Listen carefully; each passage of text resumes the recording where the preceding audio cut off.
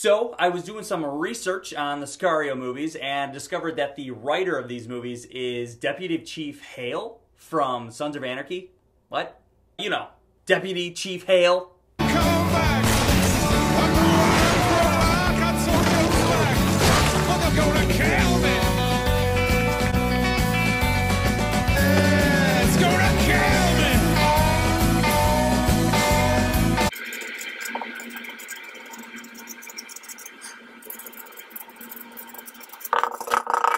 The plot! Oh man, this one's complicated. The first Sicario was about creating chaos within a Mexican drug cartel by taking out the top guy. This one is a little more complicated. It involves politics and border control and a kidnapping. The whole idea is just to create chaos in the Mexican drug cartel so they can take control. Behind the scenes. And shit gets bloody. Josh Brolin! Josh Brolin's character is called upon by the Secretary of State so he can get the drug cartels down south under control. He accepts his challenge, but then he requests to let things get dirty. And this puts him in a pretty serious, uncontrollable scenario. Josh Brolin's character in this movie is a lot more unlikable than the first one, but you get to see him take things more personally and deal with the political side of his job. Even with his character being a little bit different than the first, Josh Brolin did a great job. Good year for Josh Brolin, by the way. Good fucking year. Benicio del Toro. Benicio returns as this badass hitman working for Josh Brolin. In this movie, he's put into a situation that humanizes his character a lot more than the first one. It makes his character a lot less scary, but it gives him the necessary growth for you to relate to him.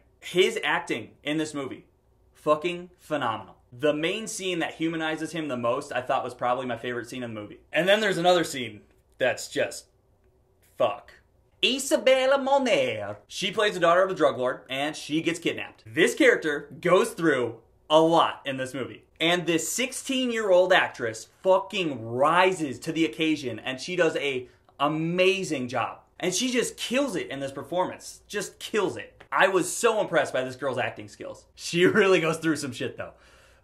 Overall, I really like this movie. It's great. It's a great sequel. It just isn't as good as the first one. And I think that just shows how good the first Sicario is. And I think the first Sicario movie really is untouchable. It's just the perfect style and the perfect story for that director.